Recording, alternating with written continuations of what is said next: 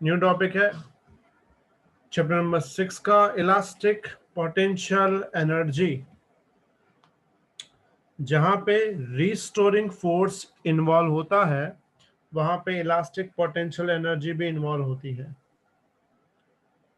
Restoring force का मतलब जैसे कि इलास्टिक जैसे रबड़ होता है ना, जब रबड़ को हम थोड़ा सा एक्सपांड करते खींचते हैं तो उसके अंदर पोटेंशियल एनर्जी स्टोर होती है। यहाँ पे स्प्रिंग देखी होगी तुमने, स्प्रिंग को जब हम कंप्रेस करते हैं या एक्सपांड करते हैं तो उसके अंदर भी एनर्जी स्टोर्ड होती है, और जब हम उसको कंप्रेस करते हैं तो वो ट्राई करती है एक्सपांड होने को, और अगर हम उसको ज़्यादा एक्सपांड कर देते हैं तो वो ट्राई करती है वापस कंप्रेस होने को। मतलब ऐसे मटेरियल ट्राई करते हैं to restore its original shape. ठीक है, पूरा ध्यान। The energy stored due to restoring force or elastic force is known as elastic potential energy. Clear?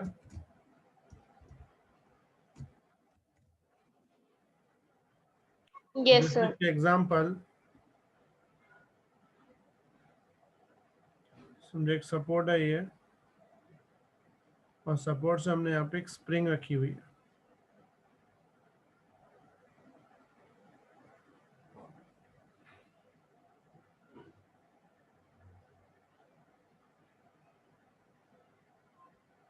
ये स्प्रिंग की नॉर्मल साइज है। अब हम एक फोर्स लगा के स्प्रिंग की साइज को थोड़ा कंप्रेस कर रहे हैं।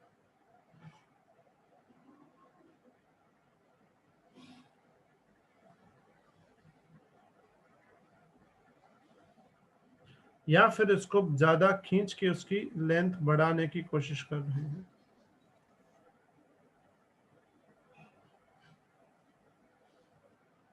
ठीक है,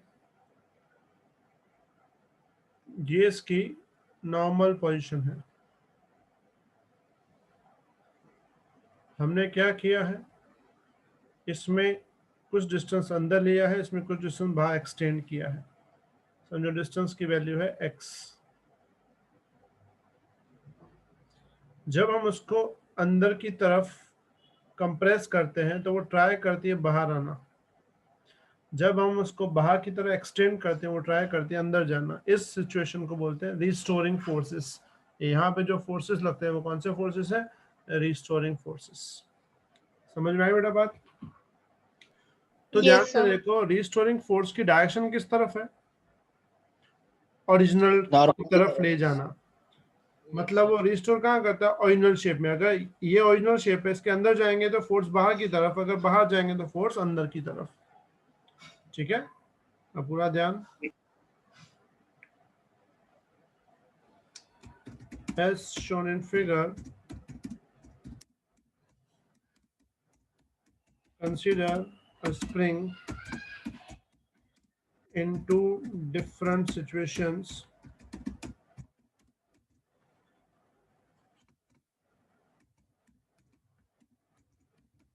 In two different situations. First, it is compressed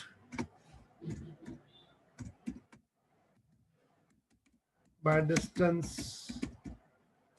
x, and in second situation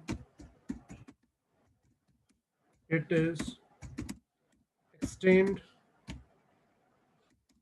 by distance x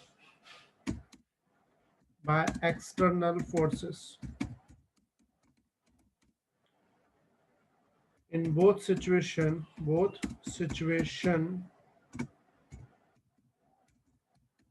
spring tries to restore its original position.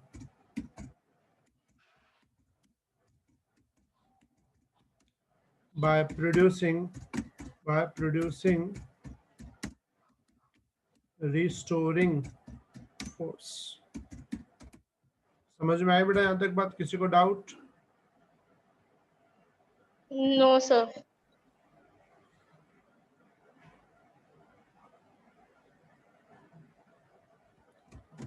The restoring force produced by spring is directly proportional to the amount of compression or extension, and directed opposite to compression and extension. जो force है restoring, वो force क्या है? Directly proportional है किसके?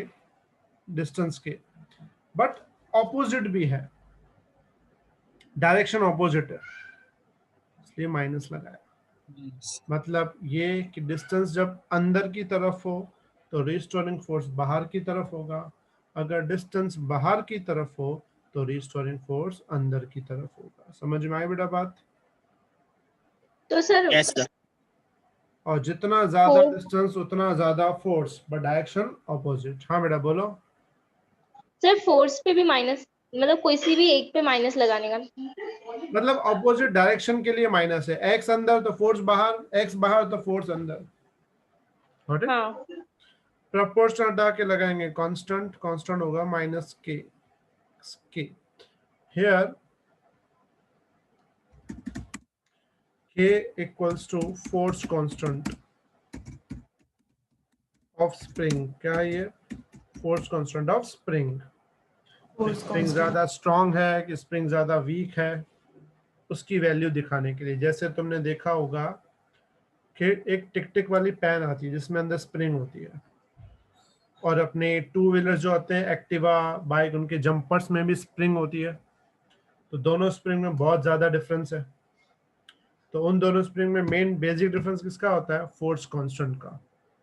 कि जो pen वाली स्प्रिंग होती है उसका फोर्स कांस्टेंट बहुत ही छोटा, नॉर्मल अपने अंगूठे से वो इजीली एक्सटेंड भी होती है, कंप्रेस भी होती है, लेकिन वो जंपर वाला जो है उसका के बहुत ही स्ट्रांग होता है, वो इजीली कंप्रेस या एक्सपैंड नहीं होती। समझ में आए बात बेटा? कोई doubt?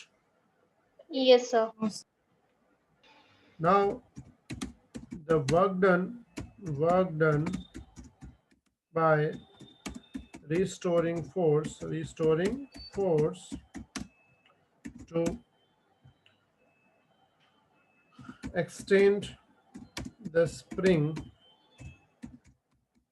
from its position x1 to x2। समझो हमें वर्क डन फाइंड करना है, इसकी पोजीशन पहले हमने x1 एक्सटेंड किया था, अब x2 तक ले जा रहे हैं। तो work done is equal to formula होती है, याद है तुम्हें? F dx।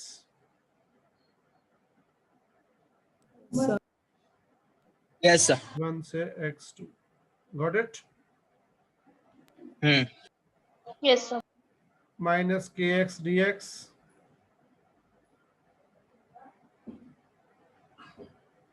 कोई डाउट? No sir.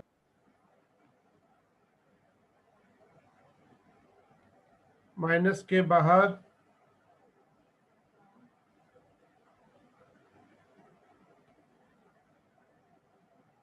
x का इंटीग्रेशन क्या होता है? x square by 2।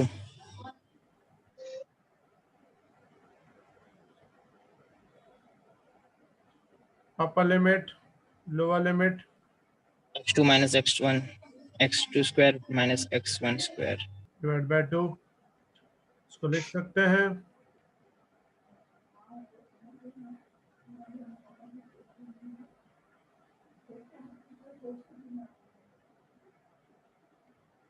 समझ में आई बात? यहाँ तक कोई doubt? Yes, sir. No, sir. No, sir.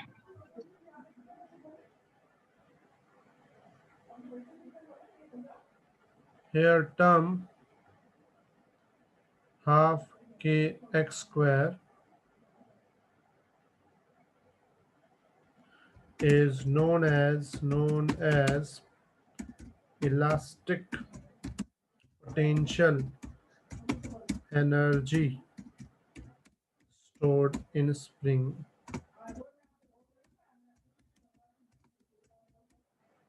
ठीक है, तो इसको हम बोलते हैं U is equal to half के X square. Clear? Yes. From first equation,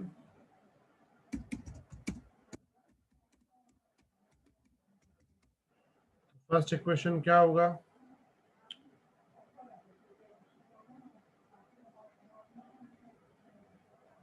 plus half के एक्स वन स्क्वायर. ठीक है, तो ये बन गया तुम्हारा माइनस u2 प्लस u1. ठीक है, हाँ सर. तो इसको हम क्या लिखेंगे? W equals to Minus delta U. Minus u2 minus u1, या इसको लिखेंगे माइनस डेल्टा u. जो हमने पहले पढ़ा है वही का वही रिपीट हुआ है. ठीक है, Yes, sir. Yes. Cavitation potential energy में था, ये इलास्टिक पोटेंशियल एनर्जी. आई बात समझ सबको बेटा? किसी को डाउट? Yes, sir.